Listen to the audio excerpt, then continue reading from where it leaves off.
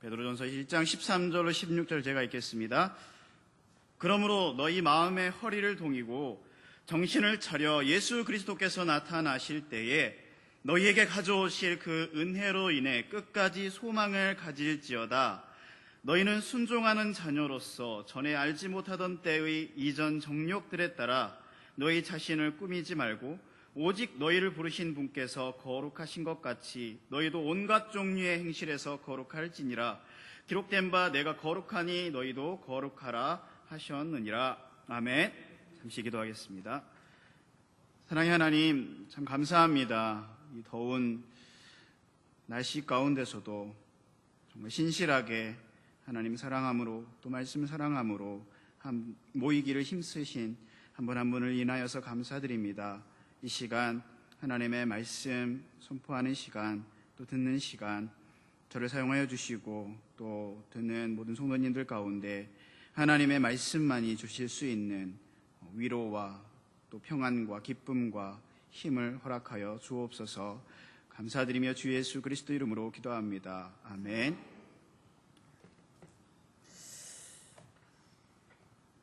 아까 목사님께서 기도 중에서도 말씀하셨지만 성경은 우리의 인생을 나그네 그리고 순례자라고 말씀을 합니다.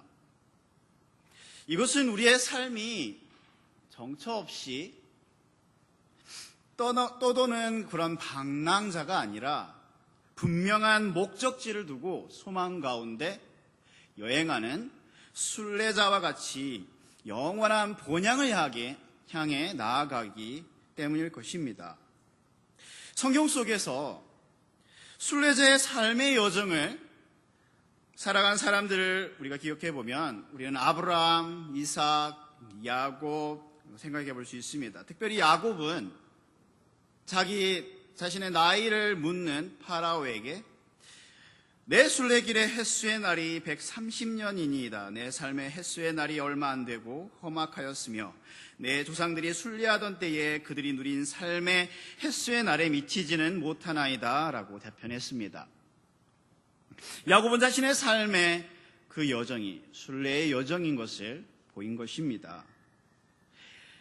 히브리서 11장에도 우리 믿음의 사람들 이야기가 나오지요. 그 믿음의 사람들을 이야기하면서 13절에 이들은 다 믿음 안에서 죽었으며 약속하신 것들을 받지 못하였으되 멀리서 그것들을 보고 확신하며 끌어안았고 또 땅에서는 자기들이 나그네요 순례자라고 고백하였으니, 계속 읽어보면 그런 것들을 말하는 자들은 자기들이 본향을 찾고 있음을 분명히 나타내느니라.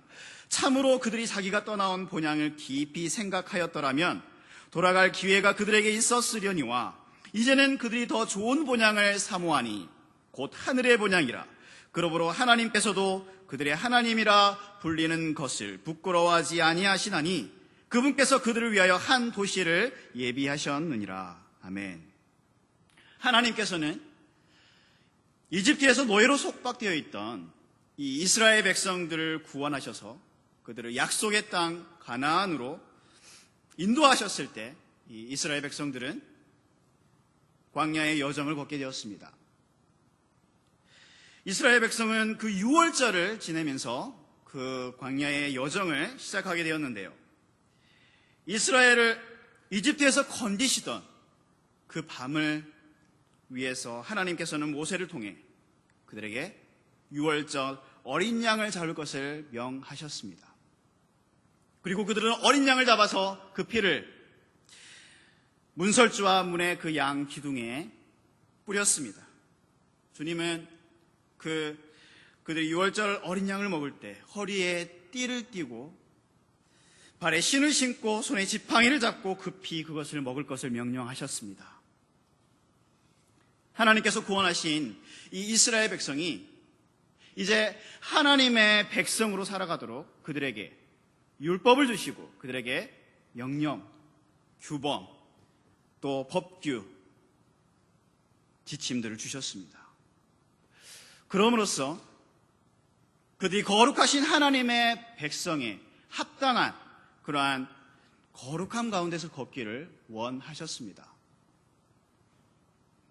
이처럼 하나님께서 구원하신 자신의 백성들이 자신의 거룩함에 합당한 그러한 백성이 되게 하기 위해서 우리 안에 하나님의 본성을 주셨습니다. 주님은 우리가 하나님께 합당한 주님의 백성이 되어서 이 땅에서 하나님의 자녀로서 어떻게 걷기를 원하시는지 오늘 본문 말씀을 통해서 함께 살펴보기를 원합니다. 오늘 본문은 그러므로라고 시작됩니다. 그러므로 사도 베드로는 이전에 대언자들이 우리를 위해서 그 부지런히 조사하고 탐구하였던 그것, 그리고 복음 선포자들이 성령님과 더불어 전하였던 그것, 또 천사들도 살펴보기를 갈망하는 것, 바로 즉 우리에게 주어진 그 구원의 가치에 대해서 살펴보고 언급했다면, 이제는 구원받은 하나님의 자녀로서 이 땅에서 잠시 머물러 있는 동안의 이 삶을 어떻게 살아가야 되는지, 어떠한 삶의 방식을 가지고 살아가야 되는지를 가르쳐주는 것입니다. 특히 베드로 전서 1장 1절에서 본도와 갈라디아와 갑바도기아와 아시아와 비두니아에 두루 흩어진 나그네라고 표현했습니다. 우리가 이 땅에서 살아가지만 이 땅에 속한 사람은 아니죠. 아까도 말씀하셨지만 우리는 이 땅에서 나그네라고 했습니다. 하나님께서 우리를 부르실 그때까지 우리는 이 땅에 잠시 머물러 있는 인생입니다. 우리에게는 돌아갈 본향이 있습니다. 그렇다면 나그네 삶을 살아가는 우리는 이 땅에서 어떤 삶을 살아가야 할까? 첫 번째는 끝까지 소망을 가지고 살아가야 합니다. 13절 하반절에서 끝까지 소망을 가지라고 말씀합니다. 성도의 삶은 소망 가운데 살아가는 삶입니다. 그 소망은 3절에서 산 소망이라고 말씀했습니다. 주 예수 그리스도께서 십자가에서 죽으시고 부활하사 우리 부활의 소망이 되신 그 소망입니다. 그리고 하늘에 오르시고 다시 오신다고 약속하신 마라나타의 소망입니다.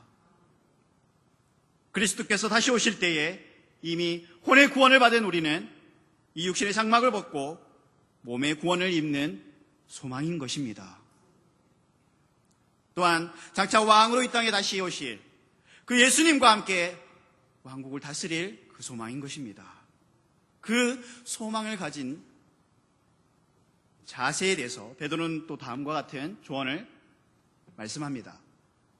먼저 베드로는 너희 마음의 허리를 동이고라고 말합니다. 이 말씀은 아까도 언급했지만 이집트를 탈출할 때 하나님께서 이스라엘 백성에게 요구하셨던 허리에 띠를 띠우고, 그 말씀을 떠올리게 합니다. 이것은 하나님께서 이스라엘 백성들이 느긋하게 앉아가지고 때로는 편안하게 누워서 그렇게 허리를, 원래 이스라엘 백성들이 입는 옷은 통으로 이렇게 입는 옷이잖아요. 그래서 허리를 매야 되는데 그 허리를 풀고 편안하게 먹으라고 하신 것이 아니라 주님이 떠나라고 명령하시면 바로 모든 채비를 챙겨가지고 출발할 수 있도록 준비된 상태로 있으라는 그러한 의미입니다. 주님은 신발도 신은 채에 6월절 어린 양을 먹으라고 말씀했습니다. 이처럼 너희 마음의 허리를 동이고는 주님이 언제라도 다시 오실 것을 우리가 생각하면서 마음의 준비를 하고 삶을 대비하라는 말씀입니다.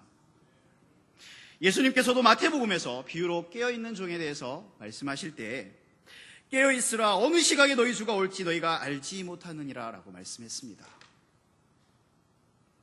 예수 그리스도께서 다시 오실 것이라는 그 사실을 마음 중심에 늘 가지고 있는 사람은 주님께서 오실 때에 부끄럼 없는 그러한 모습으로 보이고자 애쓰는 삶을 살려고 할 것입니다.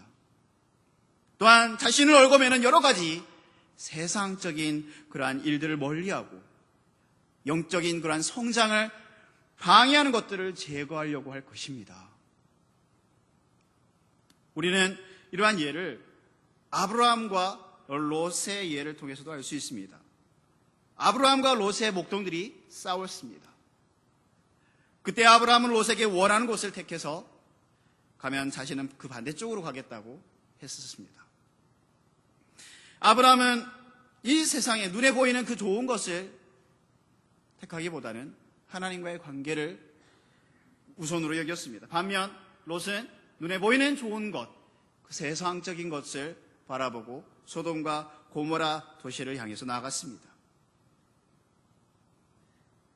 결국 하나님께서 그 도시를 멸하려고 하실 때 아브라함을 기억하시고 롯과 그의 가족들을 구원하려고 했지만 롯의 아내는 이미 그 도시에서 주는 세상적인 그러한 정욕과 마음의 매혹적인 것에 현혹되어서 마음을 빼앗겨서 뒤를 돌아보지 말라는 그 말씀을 어기고 뒤를 돌아보다가 소금기둥이 되어버렸습니다.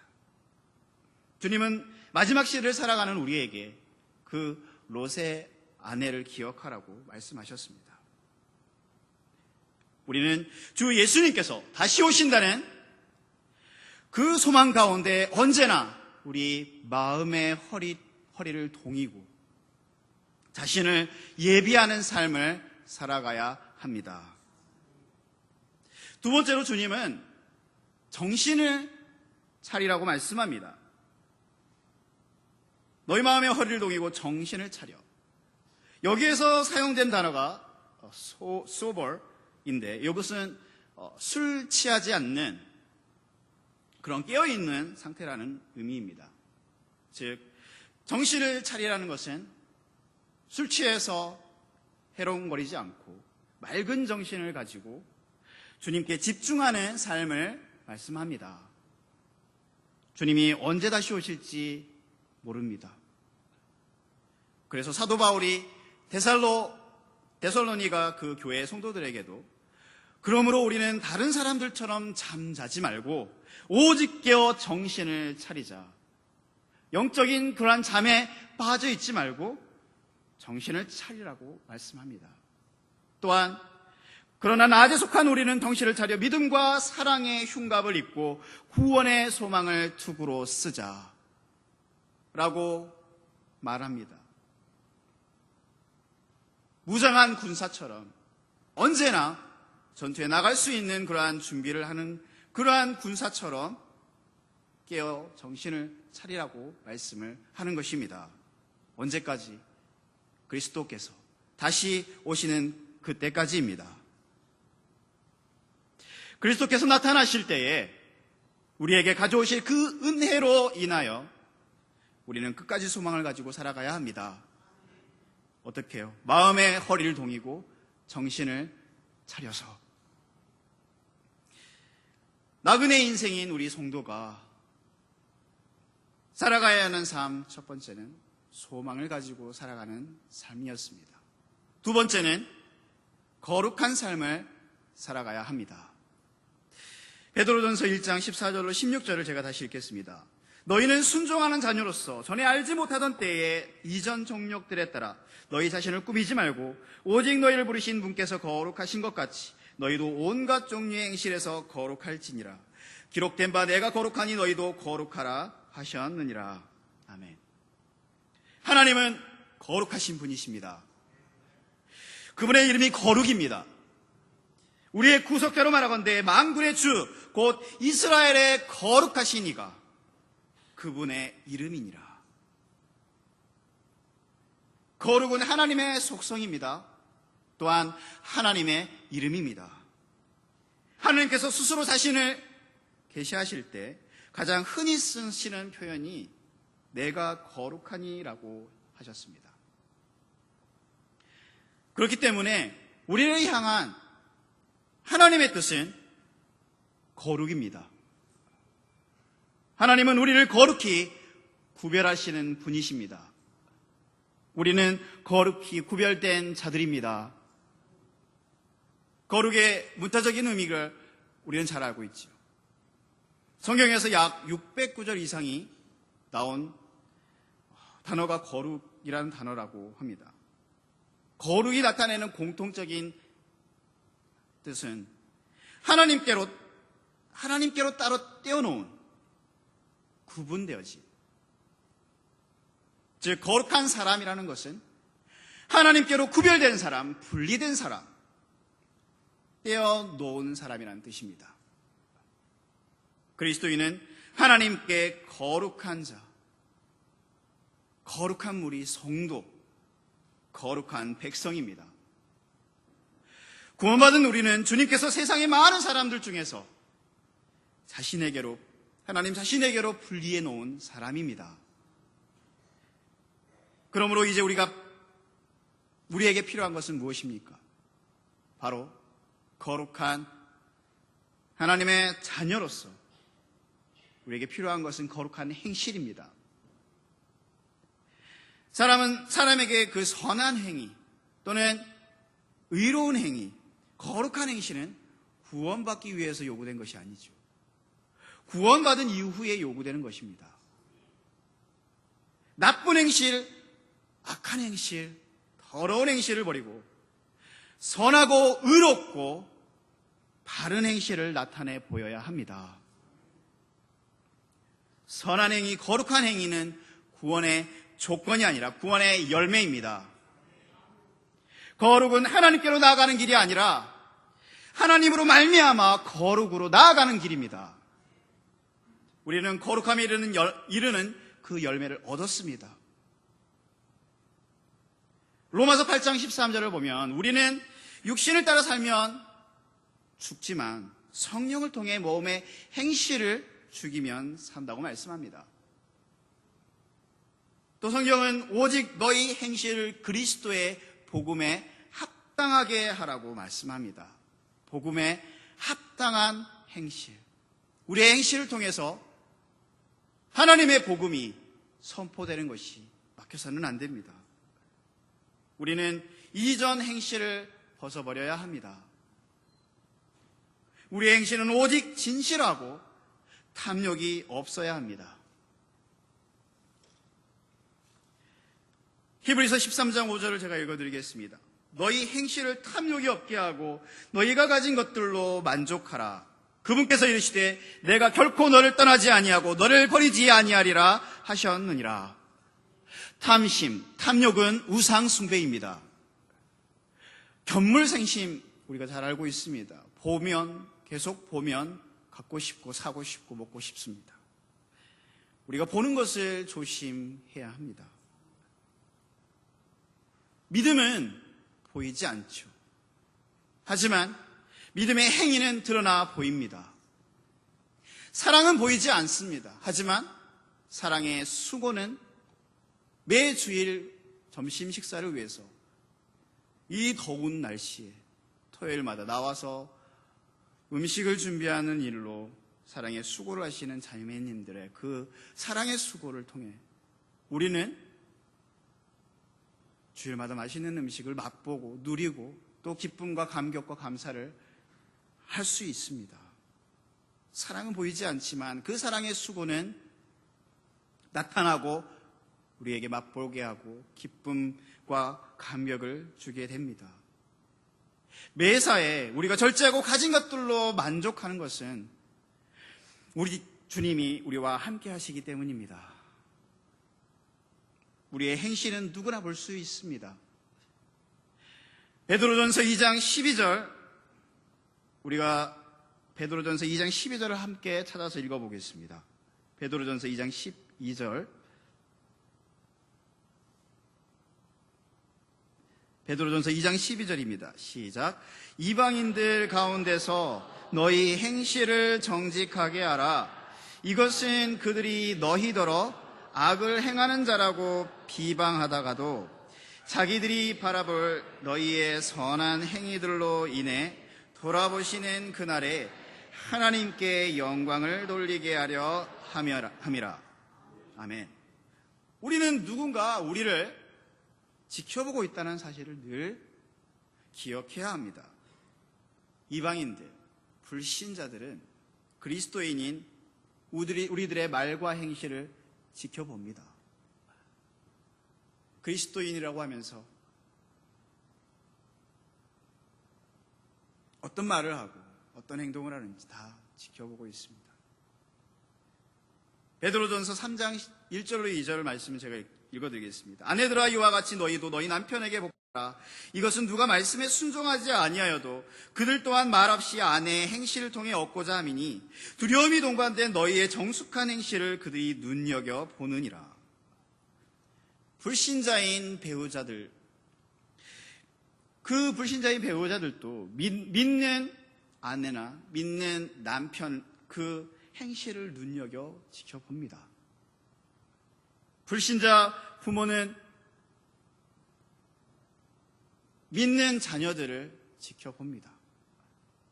또 불신자인 자녀들도 믿는 부모를 주목하고 지켜봅니다. 우리는 언제나 어디에서나 주목의 대상인 것을 늘 기억해야 합니다. 혹 사람들이 보지 않아도 은밀히 보시는 주님이 계십니다. 천사들도 본다고 했습니다. 심지어 우리를 고소하고 정죄하며 물어 삼킬 그 기회를 찾는 마귀도 우리를 지켜봅니다. 우리는 매사에 우리의 말과 행실 조심하며 살아야 합니다. 본문 14절을 다시 제가 읽겠습니다. 너희는 순종하는 자녀로서 전에 알지 못하던 때에 이전 정욕들에 따라 너희 자신을 꾸미지 말고 14절을 한번 자세히 보면 너희 순종하는 자녀, 개역 성경에는 너희가 순종하는 자식처럼이라고 했습니다. 너희는 순종하는 자녀같이 가 아니라 너희는 순종하는 자녀로서입니다. 구원받기 전에 우리는 불순종의 자녀였습니다.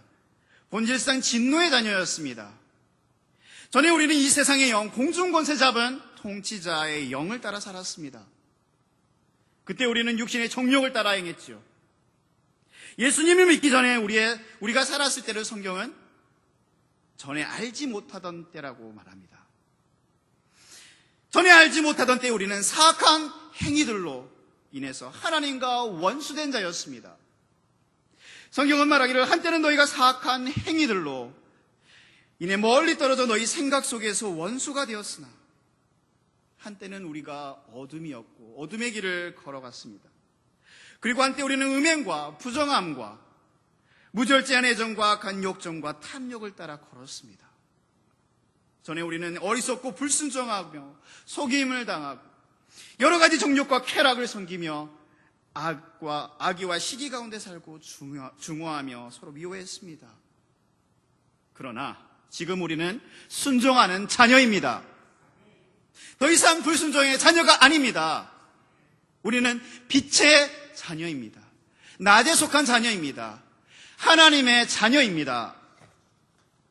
그러므로 우리가 전에 알지 못하던 때에 이전 정욕들에 따라 우리 자신을 꾸미지 말아야 합니다. 이전 정욕들이라는 무엇입니까? 구원받기 전에 육신의 정욕과 안목의 정욕과 마음의 정욕과 세상의 정욕들을 말하죠. 이러한 그것들을 따라서 자신을 꾸미지 말라는 것입니다. 많은 사람들이 육신의 그 정욕을 추구하면서 그것을 쾌락이고 행복이라고 주장하고 마음의 정욕들을 따라가 살면서 그것이 진정한 자유고 멋이라고 주장합니다. 어떤 이는 육신의 정욕을 채우기 위해서 육신에게 기회를 준다고 말씀했습니다. 청년들은 청년의 그 정욕을 피하고 혼을 대적하여 싸우는 육체의 정욕들을 삼가라고 말씀했습니다. 육체 안에 남은 때를 더 이상 이 세상 사람들의 정욕에 따라 살지 말아야 합니다. 한마디로 하나님의 자녀는 거룩한 자로서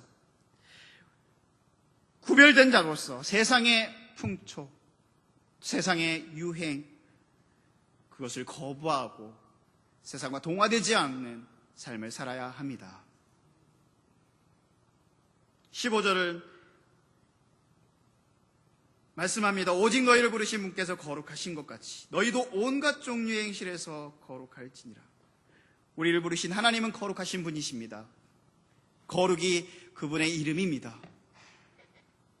거룩이란 구별되고 분리된 것이라고 했습니다.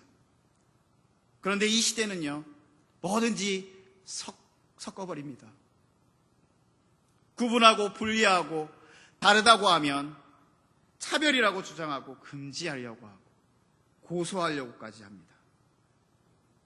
이 세상, 이 시대는 혼합, 통합, 연합, 그것을 이상적이라고 생각하고 구별되고 분리되는 것은 우리가 마땅히 행해야 할 거룩입니다. 성경이 말씀하는 거룩은 하나님의 것으로 따로 떼어져서 구별된 것입니다.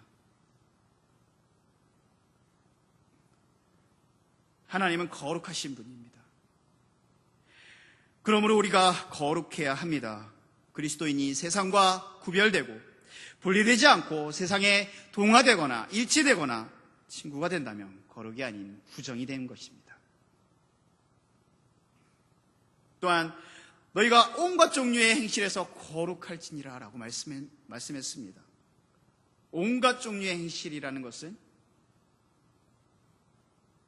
우리의 삶의 모든 영역 안에서 거룩한 행실을 말씀합니다. 우리는 말해서 거룩해야죠.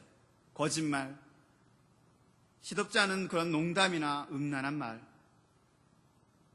우리의 입술에서 버리고 오직 우리의 입술로 주님의 이름을 부르고 주님을 찬양하고 복음을 선포하며 그분만을 찬양하고 사랑의 말을 하며 세워주는 말을 해야 합니다.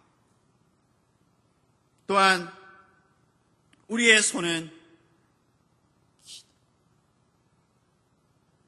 우리가 사역자 그 아침마다 기도하는 것과 또 매 경배 시간에 기도하는 것처럼 기도하는 손은 거룩한 손입니다. 또한 화평의 복음을 전하는 그 발 또한 거룩한 발입니다. 우리의 몸은 음행을 위해 있지 않습니다.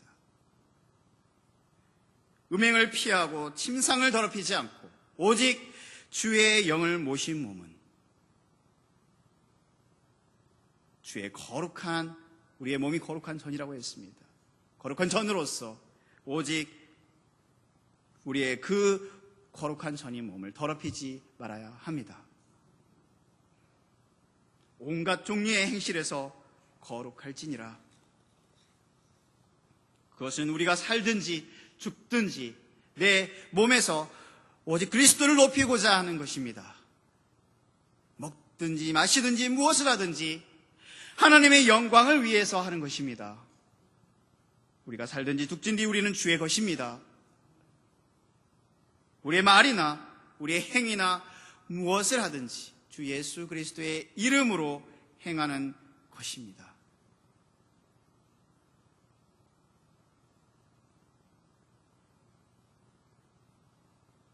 하나님의 은혜로 구원받은 우리는 거룩한 우리 성도로서 하나님 거룩하신 그 하나님을 본받아 거룩한 삶을 살아가는 저와 여러분이 되기를 바랍니다. 16절 말씀을 읽고 마치겠습니다. 16절 말씀 같이 읽겠습니다. 기록된 바 시작. 기록된 바 내가 거룩하니 너희도 거룩하라 하셨느니라. 아멘.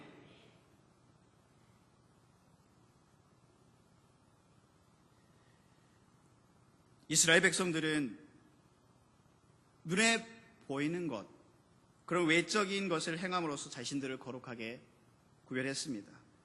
할례를 행하거나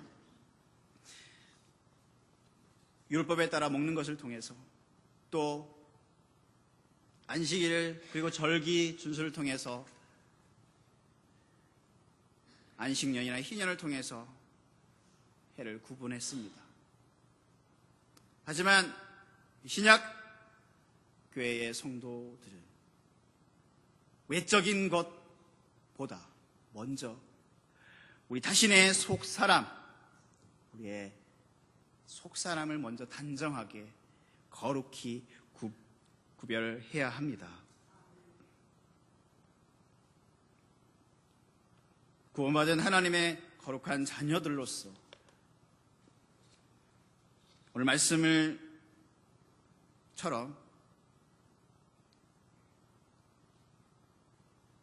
소망을 가진, 끝까지 소망을 가지고 살아갈 때 우리의 마음의 허리를 동이고 정신을 차리며 소망 가운데 살아가는 저와 여러분이 되기를 바랍니다.